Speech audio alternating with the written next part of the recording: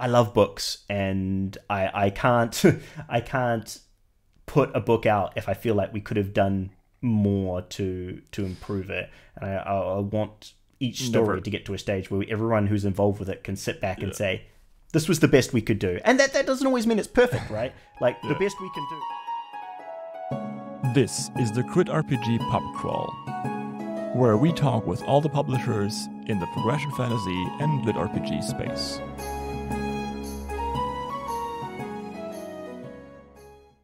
Hi, and welcome. The segment is called the CritRPG PubCrawl, which I think is very clever. I spent a lot of time on this. And today with me is Brook Aspden from Portal Books. How are you doing? Yeah, very good, thanks. Did I butcher the name? No, it's actually did pretty well. A lot of people find it very hard. Aspden. It's got a D in there. Usually it's Aspen, like the mountains, but I don't know. I think our family were an offshoot from whoever owns those mountains back in the day. Okay, well, interesting. Yeah, it's a tricky one. It's one of those things where every time I book a table at a restaurant, I have to say, that's Aspden, Aspden. Oh, yeah.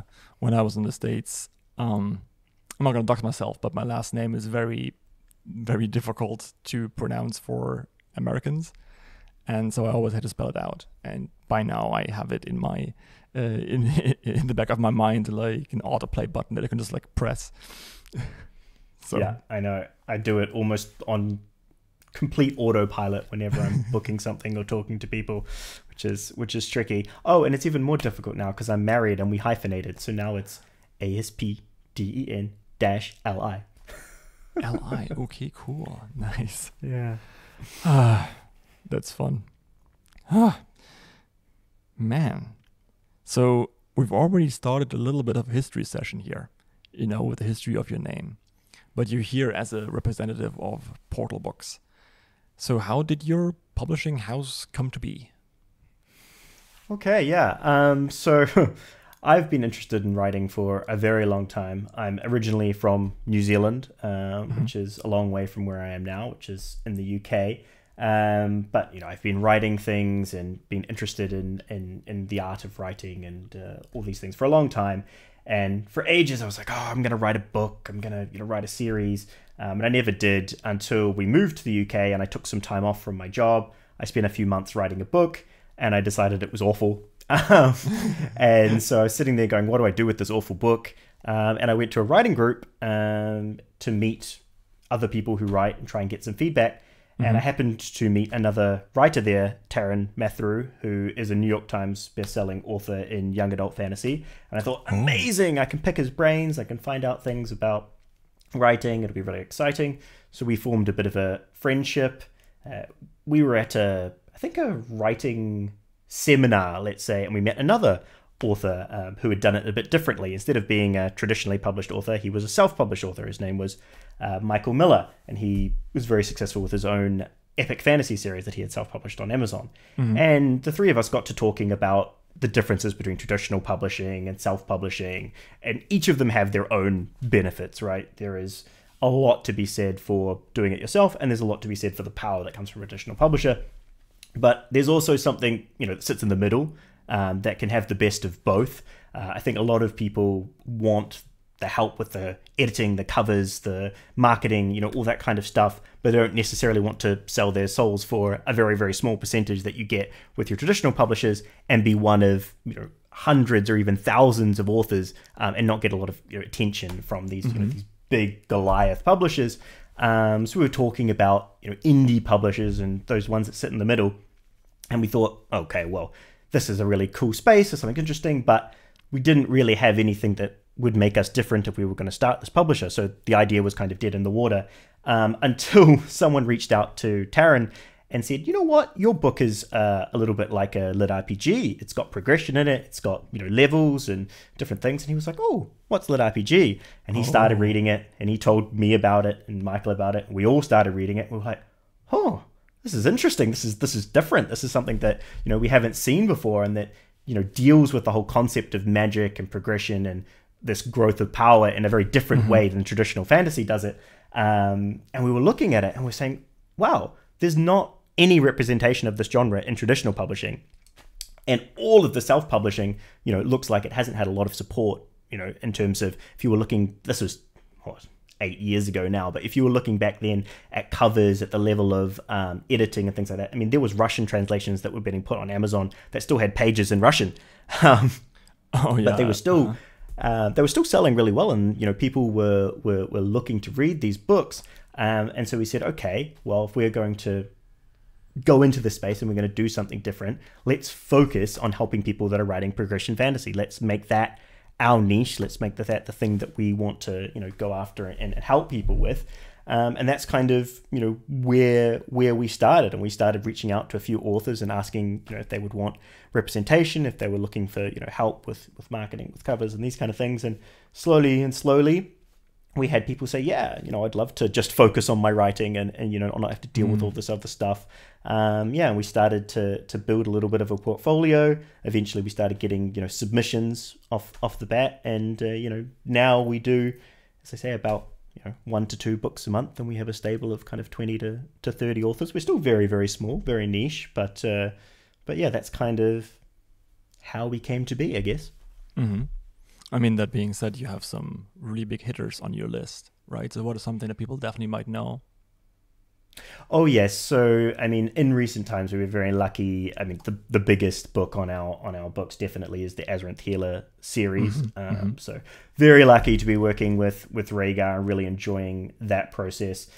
We also have the Ripple System by Kyle Curran, which is one of my personal favorites. I really like the ones that with a strong humor streak, which is very good. And also we've started to expand a little bit into Cultivation now as well. And we have the Jade Phoenix Saga, which is another one which I personally edit, which I really enjoy.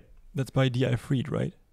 Yes, that's the one. Okay, cool. Yeah, that sounds yeah. pretty fun. I mean, we are a lot smaller, but the reason is, it's mostly just me. So as I was saying before, you know, we started with Taryn and Michael and myself. Most of the day-to-day is now me. Michael has moved on because his own series has become very, very popular. He now writes a Cultivation / epic fantasy Dragon Rider series called Songs of Chaos. Very good. He came to Portal Books as a self-published author. He was teaching us a lot about, you know, how you put together you know, a self-published marketing campaign, you know, how you work the Amazon algorithms and all these kind of things. So he was kind of the guru that taught us a lot on the, you know, that side of things. And Taryn brought a lot of the traditional, you know, cover design and, you know, contacts from that traditional publishing space. But yeah, he was one of those people, and it's completely a valid path. Not everybody needs a publisher, right? If you are good at self-publishing, if you are good at pulling together marketing materials, you know, getting your book out in the right spaces, you know, if you have the funds to record an audiobook, to, you know, put enough money into a marketing campaign to get the book seen, you don't necessarily need a publisher. I'm not going to sit there and say that everybody should publish their book for us. That's definitely not true. I think that it works for some people because it allows them to just focus on the writing, and, you know, you have someone who's an expert in the selling of the book and those kind of things. But for Michael, he's already an expert in lots of those places. So yeah, he's off doing that. But as I say, it's mostly just me. I'm a full-time editor now, and I have been for a number of years, and I edit exclusively LitRPG. So I edited Azeroth Healer, I edited the Ripple System, Jade Phoenix Saga. You know, all of those books were edited by me, and I like to think that's what makes Portal Books different. We aren't a publishing house that puts out a lot of books. We aren't focused on, you know, quantity, volume of books, and, you know, trying to, you know, make as much sales as possible. What I want to do with Portal Books is make the best books possible. So every book that comes to us gets like a full developmental and structural edit. So most books that you see that are published by us are going to be significantly different than what was submitted to us originally. We really get stuck in, and we work together with the authors to try and, I guess, polish these books so that they read as best as they possibly could. If you've already got a book and you think, yeah, my book is perfect and it's been edited and polished to the best, then we're usually not the publishing house for you, because, you know, you might as well just go with somebody who is able to pull together marketing materials and just, you know, really focused on the selling side. What we try to do is work with crafting the best story, and so working with authors to help them improve their skills and just, you know, make these books the best version of themselves. And that takes a lot of time. a lot of my time, and we do have a couple of editors that work with me now, a lot of their time, and so that means we can only take a very small number of books. So we try and cherry pick those books that we think have some, I guess, unrealized potential, and try and turn that into something really cool. And we were lucky enough to get Azeroth Healer for that exact reason. Rhaegar sent a few different publishers a snippet of his book, and basically said, hey, edit this, and then tell me what you think. And out of that process, he decided to work with us because he felt that we understood his story and where he wanted to take it and how he wanted to polish it up, versus what's on Royal Road. I mean, one thing I've definitely heard on Reddit is that there is a big difference between the Royal Road version of Azeroth Healer and the published version, and it's usually a very positive feedback on that. So good job. I mean, that's music to my ears, right? I mean, right? It's a book. I mean, obviously as a publisher, you want something to sell well, you want it to review well, but I was sitting there reading the reviews just looking for the keyword of edits, like, do people think that this version is, improved versus the Royal Road version? Because it's quite a delicate balance to keep the, the voice and the essence and the, the charisma of what made the original story popular, while also polishing the technical writing, giving, more nuance to the descriptions and to the scene setting and to the characters. So it takes a lot of work with both the editor and the author working together to kind of turn that into something. And I think we've really, done something quite special with those first couple of books, and we're working on book 3 at the moment, and it is, I think, quite rewarding as an editor to take something like that people love, and try to make it into something that's even better, which is pretty cool. And people seem to think that we did well, and hopefully that will continue as the series goes, because it's obviously millions of words that we'll have to get through over the next few years. I forget that Rhaegar writes like a machine. So many people do that in LitRPG. I'm one of the people who think that there's 2 different schools. One is you push out a stuff ton of words and then just edit it down, and the other camp is you write a little bit and then when you edit you add even more. I'm definitely in the second camp, so my word count per hour is very low. I have like 800 words per hour or something, and I'm looking at a friend of mine, old folks, who was in a podcast yesterday, and he has like 2K per hour. He writes 8K to 10K a day, and he improves a lot because he doesn't think about what he's writing. He just writes and then goes back and edits. But maybe that's a very good question. So if I am an author, right? So let's say I just finished my book and I'm considering, hey, do I want to self-publish? Do I want to go to Portal? Why would I want to get an editor? What's that stuff that you do? And there's several different styles of editing. So there's grammar edit, there's the prose edit, and there's what's the last one called? You mean like a copy edit? Yeah. No, you're talking about developmental and structural edits. Exactly. Can you tell me more about those? Yeah, for sure. First and foremost, I think I want to go back to your original point where you were talking about writing speeds. Don't ever compare yourself to other writers. We have successful writers at Portal Books who do everything from writing very, very little every day to writing more than anybody else can write.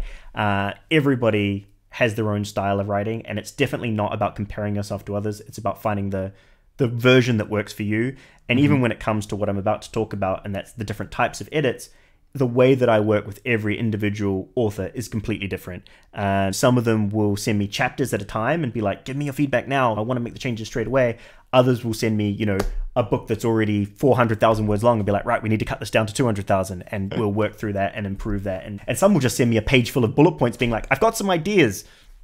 Let's talk. And we'll brainstorm on a call for a while. So, everybody works differently. And even if your style feels very, very different to everyone else you talk to, it's not wrong. It's just your way of, being creative. So I think a lot of new authors beat themselves up and say, I'm not like X. I don't do Y. A lot of people focus on word count per hour, or they focus on, the amount of edits they're able to get through in a day, or the amount of books they're able to put out for a year. None of that is important as long as you find what works for you and what helps you to create a story. Now, when it comes to creating a story, there are lots of different stages in terms of in terms of edits. And I think different publishing houses have different focuses in terms of, you know, where they focus their attention. I think most traditional publishers and a lot of indies as well, they more focus on the kind of grammatical, which would be copy editing and proofing stage. So a copy editor will generally look through your book and say, okay, your sentence structure, could it be better? Have you repeated a certain word a lot? So you've used a certain adjective like impacted. You've used it 1,000 times in the manuscript, and you could use, you know, smashed, or you could use different adjectives. And so they try and make it I guess read better. But they'll also pick up, you know, grammatical mistakes. They'll pick up typos. They'll look for consistency errors, like was it sunset when you started the scene and now you say that it's mid-afternoon. You know, to pick up things like that. So they'll do a relatively deep read, and they'll come up with things that help the book read better. But they won't tell you, hey, this plot point doesn't make sense, or this character doesn't, you know, pop as they should, or, you know, you need a breather scene after this intense scene. They'll just really focus on that. And then a proofreader won't even do that. They'll just focus on looking for, are there typos? Are there grammatical mistakes? That's kind of the copy editor. And everybody has a different definition, right? Like I've talked to lots of different copy editors and proofers who define it in different ways. That's kind of how I see it in my own head. Not being a professional copy editor or proofer, I hire these people, so they might come and tell me that I'm completely wrong in my assessment, but that's where I am with that. What I focus on and what I do, and I do, if I see a typo, I will try and fix it. And if I see something that looks wrong from a sentence structure point of view, I will try and fix it. But from a developmental and structural point of view, I read through and I say, look, you know, this character, they're not really doing a lot for the plot. They don't have a lot of lines. You know, they're not particularly likable. I think we should cut this character. Or, you know, hey, you've had a really intense battle scene. It was really good. And it was really emotional. And then you've gone straight on to, you know, a kidnapping scene. You need to have a breather where the characters talk to each other and they decompress and these kind of things. Or, you know, the pacing is too slow. You've had too many restaurant scenes where everyone just, you know, shoots the breeze and talks, and, you know, there hasn't been a fight for, you know, 5 chapters. It's about talking about structurally how the story is put together, and it's also about talking to authors and saying, you know, hey, look, you do this a lot. You tend to head hop between lots of different characters, you know, too much. You've got too many points of view in your books. You know, maybe try and work on having just a few key threads. Developmental means, you know, every author has things that they can improve on to make their writing better. You know, some people don't know how to use a comma. Some people, you know, are just packing adjectives into a sentence. Some people are, you know, they'll describe a scene and all they'll focus on is the main character. And we don't know what the house looks like. We don't know what the other characters in the scene look like because they're just focusing on the action. And those books are all going to still be amazing books, but those little pieces of developmental work can help the author's next book be a lot better. So what I focus on is trying to say, okay, here's what you're good at, here's where you can improve, and the same thing for the story. So it's both about, I tend to think of structural editing as being about the story, and developmental editing to be a little bit more about the author and, you know, what they can do to, you know, kind of hone their craft and improve. But that's where myself as an editor, and also where Portal Books tends to really focus in on and try and make that our competitive advantage, which is the, you know, the developmental and structural editing. And I think probably any other publisher, if you ask them, they'll hire somebody to do that, or they might have even somebody in-house that can do that. But it doesn't tend to be a focus for a lot of other publishers. They tend to kind of do, you know, an edit, a copy edit, a proofread, you know, get it out in a month. And, you know, it goes fast because publishing is a fast industry and it makes sense to publish things fast to keep that momentum. Portal Books does things a little bit more slowly, which again means if you want to get your book out next month, we might not be for you, but we try and really, you know, take the time. And I do think that good things take time. So take the time to make those books the best they can be. Every author treats their book like their baby, right? And I guess we want to try and help them raise it right. Yeah. So you're saying you're to blame that I don't have my Ripple System 5 on my desk already? I mean, partially, yeah. I was talking to Carl this morning, and yeah, definitely can see where you're coming from there. But yeah, I mean, that's a good example, cool. Right? Because that's something that came across my desk, and I was really excited by the idea, you know. And I said to Carl, I think that this is really great and we want to pick it up. But if you're going to sign with us, I want to make some substantial changes to the story, because, you know, originally that first book of the Ritual System, Sladesinger, it finished when he got his guns. Like Wait, that what? was the book finished there. The whole you know, arc that happens in the Black Sands was something we added, you know, after the submission, because I was like, well, this doesn't feel like the end of the story when he gets his guns. This feels like the second act to me. So we sat down and we brainstormed and we pulled together essentially that entire third act. You know, because that was when it felt like it was, you know, it had reached its full potential and was a fully rounded story.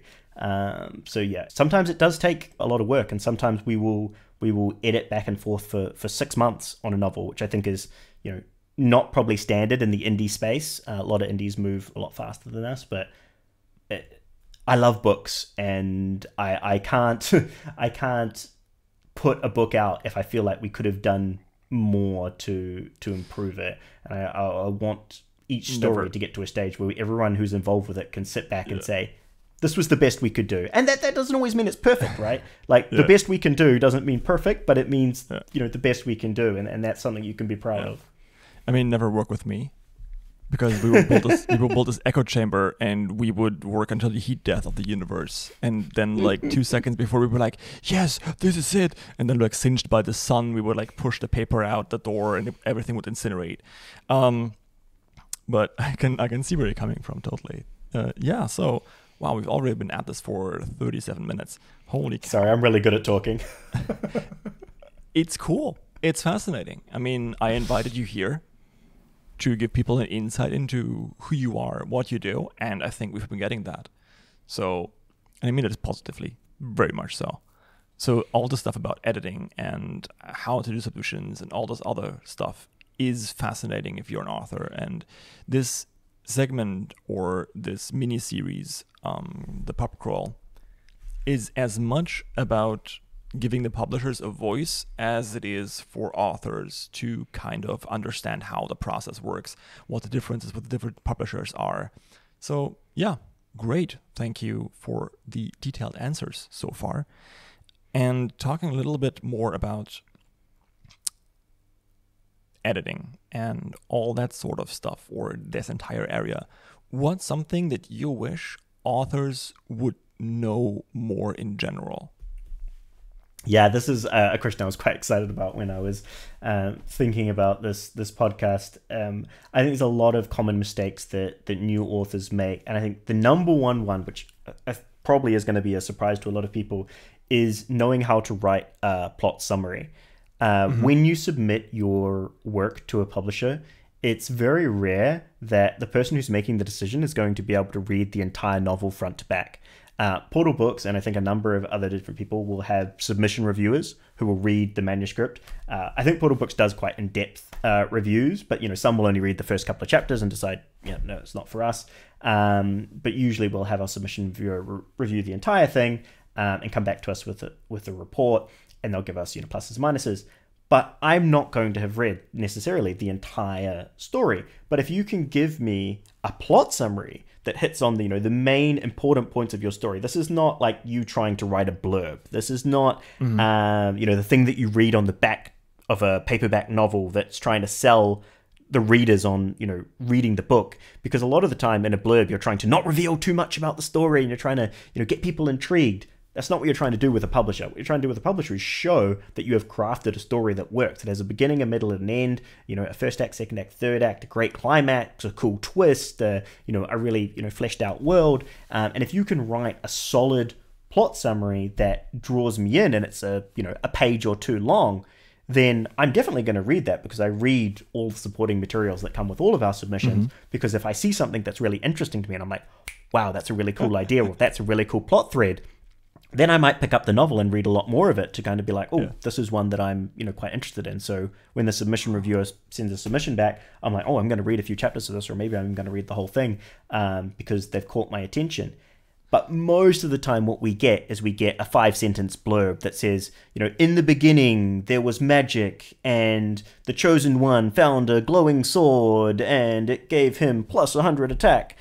and then the demons came, and that's like the end of the summary, right? We say on our submissions page, please provide a plot summary, and most people assume that means, what they read on the back of a book, and that's not the case. And so I think if you're looking to draw in a publisher, do hone that skill of writing a good plot summary to let us, know what the key elements of your book are, because we might not know from reading the blurb that you had a living dungeon in your book, and you had, a whole bunch of, base building, or, that the concept of crafting was really, important to your novel, because all you did was kind of give us a blurb that talks about your main character's journey and, what makes them special, or, talks about the, the apocalypse and, why the system has landed.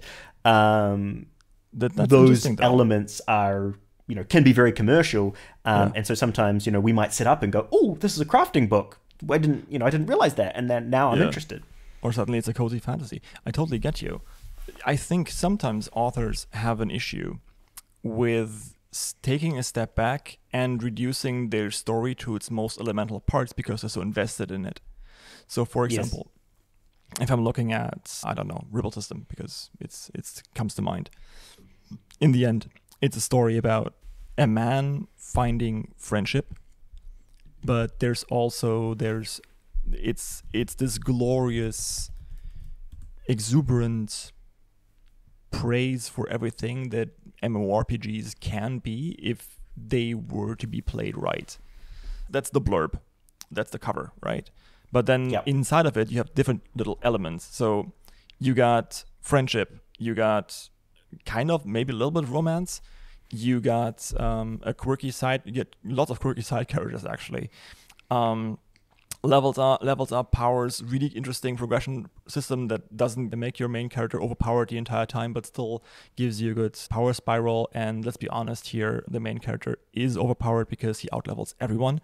But the cool thing is Kyle somehow makes it seem, perhaps with your help, that he's never quite safe, even though he's like 10 levels above everyone else. I think that's a really cool skill to have. So yeah, guys, listen up. Plot summaries. They're more than just the blurb. You can imagine me like the noted emoji leaning over my notepad, like writing stuff down. So thanks so much, Brooke. It's very helpful. No worries. I think actually we are at the end of the show already. We're at about 30 minutes. Oh, wow. That went by very quickly. Very quickly, indeed. Do you have anything else you want to talk about? Anything you want to shout out? Anything you want to let listeners know, both authors and readers? I think the thing that I would say is, look, Portal Books, I started it with a couple of friends. I'm not any different to anybody who's listening to this podcast. My editing experience is purely self-taught from friends and from other authors who I respect. I've been doing it for a number of years, and I've made a career out of it. Publishers are not some big, scary corporate entity. At least some aren't. So don't be afraid to reach out, to ask questions, to submit your stories. And if you are thinking about submitting, please share it with your friends first, or share it online, or go to a writing group, get some feedback on it. Because most people, if they submit their first story in its completely raw format, they're going to get a rejection, and it's going to potentially knock their confidence. And that's really, really hard. But, work on it, work with other people. I know it's hard to show your writing to other people, but do that, and then come and share it with, someone like us. We're not scary. We don't bite. And worst case scenario, you get a couple of paragraphs of feedback on what does work and what doesn't work about your story. Just go out and learn more about publishing. If you want to be an author, learn how the system works, because it seems confusing, but it's really not. And there's a lot of people out there to help you. The one thing I would especially want to highlight is that people on Royal Road often don't take advantage of Royal Road. It's the same mistake that people sometimes make with early access games. They just put their stuff out there, and whenever someone critiques them, they're bad and they don't know what they're doing. But with Royal Road, your readers, if you reach a critical mass of maybe 100, maybe 150 readers or followers, they start to build a hive mind of sorts. And if you average people's opinion, you can then take that and improve your own writing. Most people don't do that, but you will see that every single successful author did that. They encourage feedback, and then later on they get to a point where actually people pay them to be on their Patreon to read their stuff sooner and give feedback even sooner. So yeah, I 100% agree with that. Yeah, you can tell when something is submitted that it hasn't been shown to anyone. You can just tell from reading it, hey, look, nobody has fed back on this before. And I don't think I've ever accepted a submission where it was clear that it hadn't been read by anybody. Even if it's just your wife or your husband or your grandma or your mom, your dad, somebody, share your writing with them. Even if they don't get progression fantasy, even if they're, just not even a reader, get somebody to give you some feedback, because it'll just make you think differently. It might not even be good feedback, but it'll make you think about it, part of your story. You can't read your story enough times that you'll get fresh ideas, right? Your brain only works the way that it works, so you need other brains in the process. I mean, and that's kind of the reason why we have Portal Books and that authors still publish through us, because they could go off and self-publish if they wanted to.